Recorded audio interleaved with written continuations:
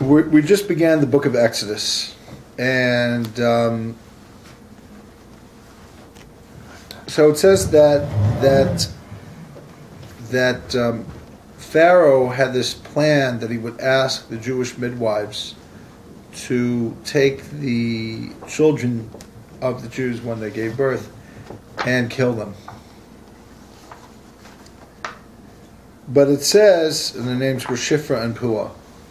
Medrash says it was Cheved and Miriam, and it says that the midwives did not listen to Pharaoh, and it says why? Because the midwives feared God. It says that God made for them homes. And the Chazal, the sages, and the Talmud, and the Medrash expand on what does it mean that God made for them homes. He rewarded them that their descendants would be the house of the Kohanim, the house of the Leviim. Now, the Meir Shloch explains something very interesting. He says that what does a home represent? A home represents literally where you dwell, represents security. What's another word for security, for inner security? A sense of well-being, a sense of calm. The lack of stress, the lack of fear. What usually makes you not calm is fear.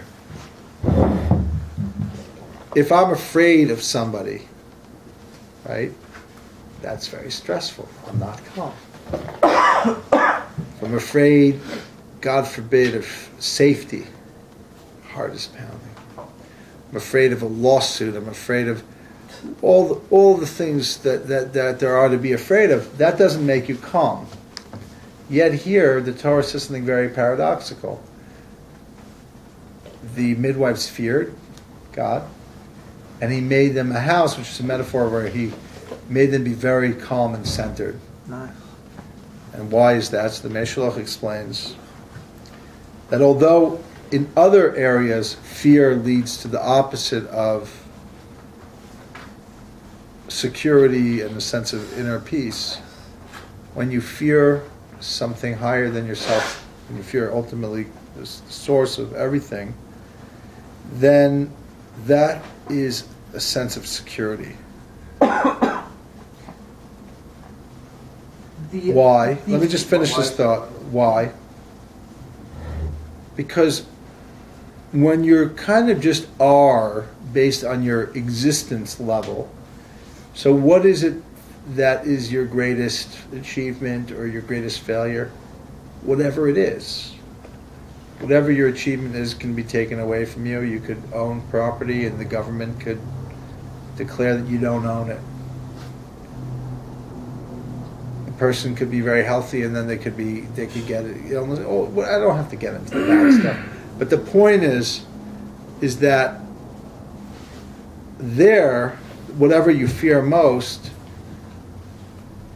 is what can undermine you. So how do you transcend the fear? Fear something even bigger than the fear. That is, when you fear something that's bigger than you, what is that you fear? You really fear yourself. I have my health, so I fear to lose it. I have a home, I fear to lose it. I have children, I fear to lose it. Whatever it is you have is what you're afraid of losing, God forbid. Or whatever it is that you're trying to get, you're afraid you won't get it.